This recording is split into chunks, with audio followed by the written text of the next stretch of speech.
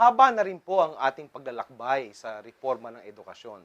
Hindi naman lahat po sa K-12 program natin ay bago. Sa lahat po ng mga dekada ng ating paglalakbay, naisama na po natin dito ang lahat ng ating mga eksperyensya, ang lahat ng mga batikos, ang lahat ng mga dapat nating punuan ng mga kakulangan sa edukasyon. The K-12 program is not entirely new. We have put in together all the experiences, all the pilot-tested initiatives, and all the other experiences of the different regions, divisions, and schools. We have tried to put together a program that brings in all the best practices of our teachers, our administrators, and our curriculum writers. Batid po natin na ang ating K-12 program ay isang programa na hindi lamang nilikha ng Department of Education. Hindi po ito nilikha sa Central Office ng DepEd. Ito po ay pagtutulungan ng mga ahensya ng TESDA, ng CHED, at ng DepEd. At kasama po ang ating mga education stakeholders, tayo po ay nakipagtulungan sa Department of Labor, kagaya po ng local government units, ang ating pong business partners, ang ating pong mga magulang, at lalong-lalo na yung ating mga mag-aaral. Inilagay po natin ito sa isang programa para mapagtulong-tulungan ng buong bayan ang lahat ng reforma nating ilalagay para sa edukasyon. I hope that this journey will be sustainable and will be something that we can be proud of for the next generation of Filipinos. It is something that we would need to gift the next generation so that we could be on par with the rest of the world.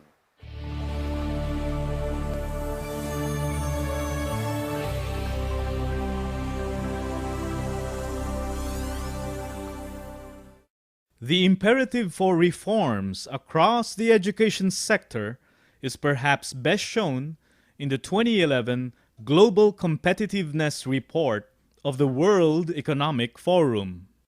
While the Philippines moved up 10 spots to 75th out of the 142 countries in the overall rankings, we continue to lag behind nearly all ASEAN countries except for Cambodia. In education, the Philippines ranked 5th out of 8 ASEAN countries surveyed in terms of quality of education, and 8th or last among ASEAN countries in quality of science and math education and capacity for innovation. Plugging input gaps will go a long way towards improving education outcomes, but that in itself is not enough. The Philippine Department of Education believes that we must transform our basic education system so that it adequately responds to local needs while allowing our graduates to maximize opportunities beyond our shores. This is what K-12 is all about. Focusing on basic education, the inadequacy of our current system is best represented by the fact that the Philippines is the last country in Asia and one of only 3 countries in the world with a 10-year pre-university program. For students, particularly those who go to public schools, this means that we try to cover 12 years' worth of content in 10 years. Our inadequate basic education cycle sets our children and youth at a disadvantage locally and internationally. K-12 builds on the reform thrusts of the Basic Education Sector Reform Agenda, or BESRA, started in 2006. The Basic Education Sector Reform Agenda is a package of initiatives aimed at improving access and quality of basic education in the country. BESRA is part of the commitment to achieve the Education for All. K-12 is one of the key strategies to achieve Education for All. The K-12 program addresses multiple priorities in President Benigno S. Aquino III's 10-point basic education agenda.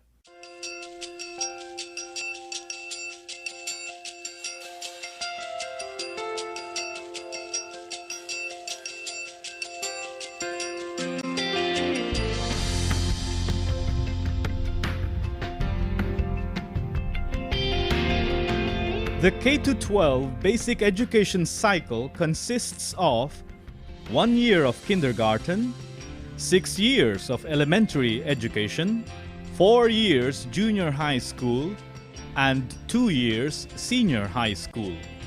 Typical students begin preschool or kindergarten at age 5 and complete the entire program at age 18. All schools, both public and private, must adhere to the minimum standards prescribed in the K-12 basic education program. These include age requirement. Students begin elementary at age 6 after at least 1 year in kindergarten. Duration. Students go through at least 1 year of kinder or preschool and 12 years of basic education. Private schools can continue to offer preschool programs at an earlier age. Curriculum. The kindergarten and basic education programs offered by schools must cover the content specified in the K-12 basic education curriculum. Private schools may offer enhancements and innovations over and beyond those prescribed.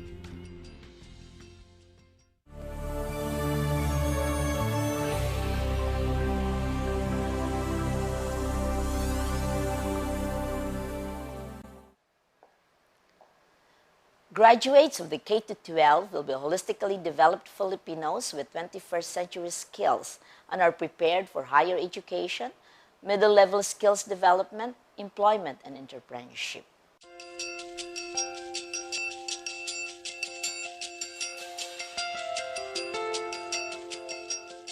There are 4 areas in the 21st century that should be developed among the students.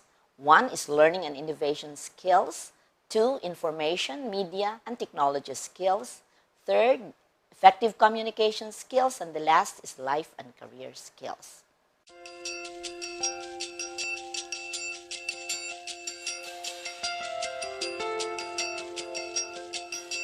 There are 3 important components that should be developed among the students to achieve the vision. The first one is let the students acquire the basic competencies for learning, meaning reading, writing, mathematics, and the learning to learn skills.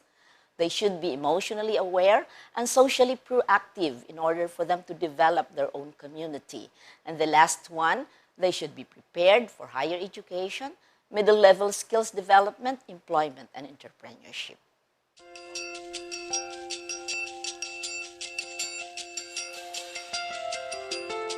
The K-12 basic education curriculum has the following salient features.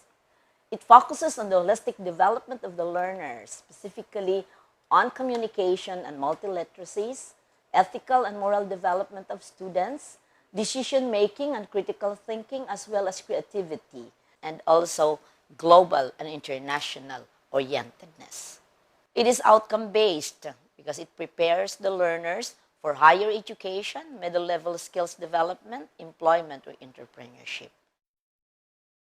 It is anchored on 4 principles. The first principle is inclusive education, or providing education to all diverse learners. It is based on child and youth development principles. The third one is learning and teaching principles and assessment principles. It ensures that the learning domains are carried out by learner-centered pedagogical approaches that are really supported by teacher development, administrator support, and also different learning resources that should be made available to the students and parent and community. The curriculum is learner-centered and focused on the holistic development of the students. The topics are developmentally appropriate or age-appropriate. It is decongested to allow mastery of competences. It is seamless. The content and performance standards are all in a continuum following the spiral progression model. There are no gaps or overlaps because it observes vertical and horizontal alignment of content and performance standards. The curriculum allows flexibility to be responsive to the needs of the community as well as needs of the student. The curriculum is enriched. It is integrative. It addresses diverse curricular concerns. There is integration to avoid congestion in the curriculum, and it is also inquiry-based.